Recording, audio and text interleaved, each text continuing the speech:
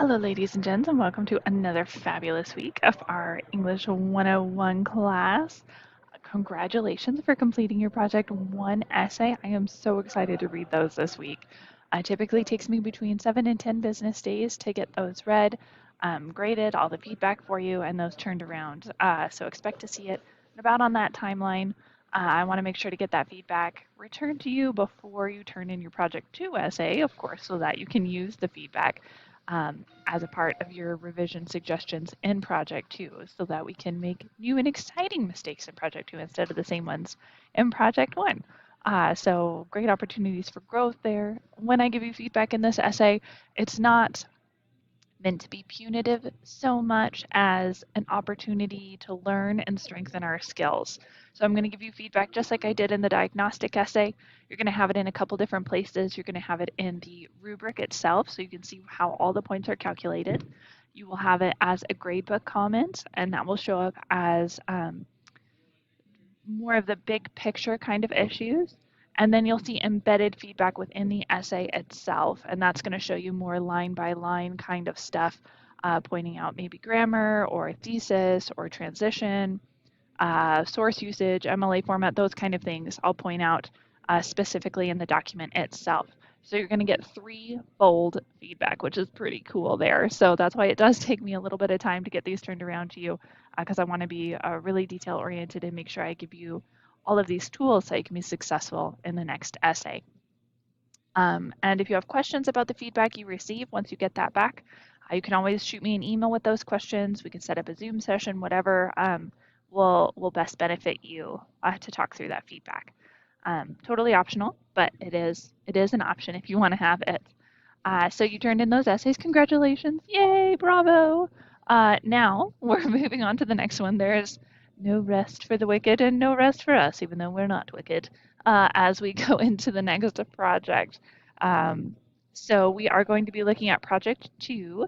Like we talked about at the beginning of the quarter, all of our projects are thematically linked because there's a lot of really great educational research that says if you can have some kind of thematic linkage between projects, it helps us retain information more effectively and efficiently and helps us retrieve that information more easily as well. So those neurological pathways between memory and retrieval are much stronger if you can continue to build on them through thematic linkage of assignments, which is pretty cool. Neuropsych is awesome, and so is educational research. It's really cool. I will absolutely nerd out on that kind of thing if you ever want to talk more about it. So there you go. Really good reasons why we make things thematically linked. So this project too is also about the ideas of justice. And we're going to look at justice in a little bit of a different lens for this project. In this one, we are looking at the phenomenon of trial by media, which is this idea that things are more complicated now that we have a 24-hour news cycle, now that we have social media, now that we have this constant bombardment of information. How do you ensure that someone gets a fair trial in the American justice system? Because in our Constitution, the Sixth Amendment says everyone has the right to a fair trial and an unbiased jury. Now, the unbiased jury part is the tricky bit here because how do you get an unbiased jury in a high profile case when before the jury pool is even selected, we have this constant bombardment of information? If you think back to some of the high profile cases we've seen come through our feeds within even the last year or two, there was the Johnny Depp Amber Heard case. And before the jury was even selected on that, you knew everything about these two people because they were both celebrities. You would hear gossip and rumor and things that wouldn't be substantiated in a courtroom, like it wasn't concrete evidence. Nobody could admit that as evidence in a courtroom. But the whole jury pool knew about all these rumors and all these crazy claims because they were popping up on Facebook or Twitter or Instagram or on TikTok. And so this constant bombardment of information can have some positive benefits, but it also complicates some things as well. And so it's important to kind of look at how we define justice. How do we maintain justice? How do we support justice in a world that's constantly evolving in how we get information, how we critically process information, how we figure out if something is a credible source or not. All of those are really important things as we think about Project 2. So we've got lots of great resources, as always, for this project. We're going to be reading an article called How Can Trial by Media Undermine the Courtroom? This is a really great article linked for you in the discussion board. You're going to read that, then answer the following questions to kind of get our brain thinking about these ideas. And then we're going to take a look at the Project 2 prompt and case list. Yes, this is faster than Project 1. If you were thinking that, you are absolutely correct. And there is a method to the madness there.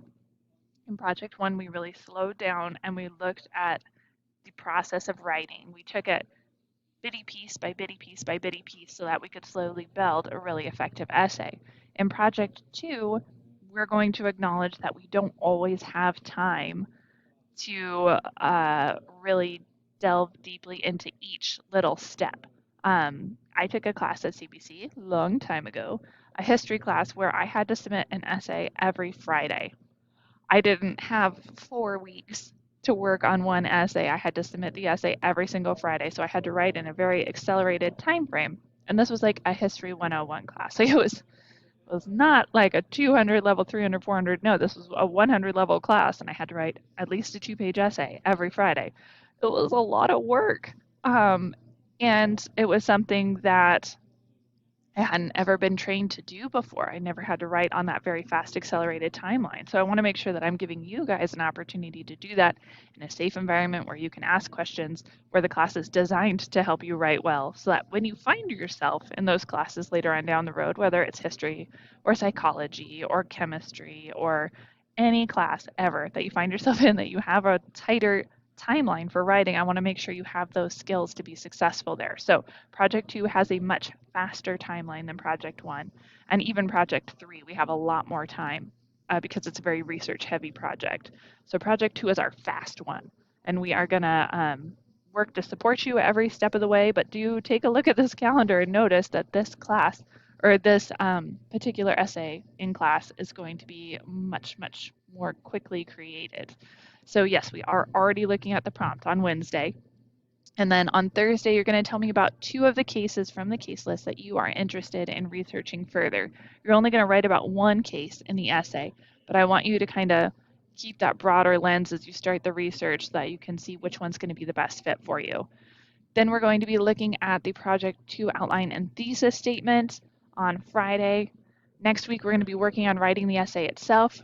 We're going to be doing some peer review, and then you're turning in that essay on the 30th.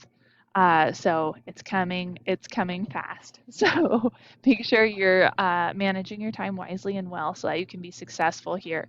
And as with all of our projects, everything you need is in the modules folder. So if you click on over to the modules, we are all done with Project 1. We are in Project 2 now. Here's the recorded lecture Frame Justice. You're going to be watching that this week. Here is our topic idea list in doc form, so you can look through that. It's got a brief synopsis of each case. You can see which one might be most interesting to you. And then there's a recorded lecture here on logical fallacies and how to find them. We're going to be looking at that next week as you draft your essay, because as we look at the cases, you're going to be arguing whether in that particular case the Sixth Amendment was upheld or if the Sixth Amendment was violated. Like, did the person get a fair and unbiased jury and trial, in your opinion?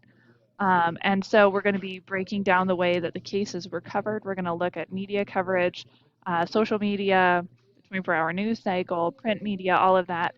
And then you're going to be arguing whether the Sixth Amendment was violated or upheld based on the way that the media talks about the case. So you would look at word choice bias, information bias, and logical fallacies. And we're going to go over all that in the Frame Justice PowerPoint and lecture and in the logical fallacies lecture as well. This is a great resource for your essay, the article, How Trial by Media Can Undermine the Courtroom. You're going to be looking at that this week, but also consider using it as one of your sources. And you're going to be doing some research. So I've got a walkthrough video on how to do research in the CBC library databases, as well as a thesis worksheet walkthrough. I've got the essay walkthrough. Please, please, please, please, please watch this. Watch it, watch it, watch it. It will help you so, so, so much. And then For this project, I also have sample essays because this one is so much faster. Sometimes it helps us to look at a completed project.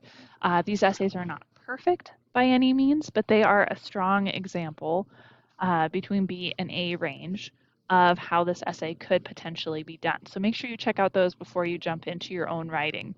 And then we've got some funny videos if you want to look at why proofreading is important. Sometimes just to alleviate the stress, you got to giggle a little. So we've got some fun stuff there if you want to check those out.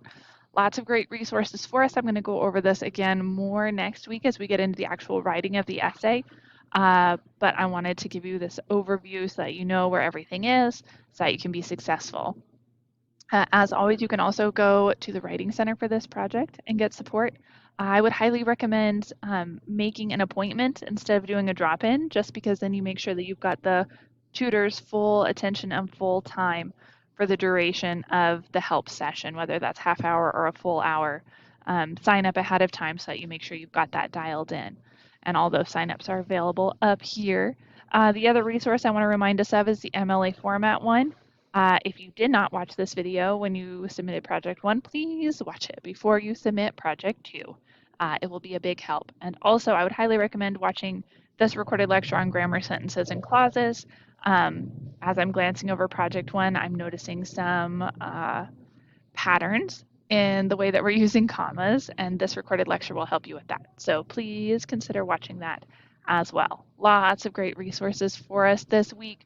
Looking forward to seeing how we move into Project 2, and I'm looking forward to reading your Project 1 essays. As always, if you guys have questions, reach out. I'm here to help.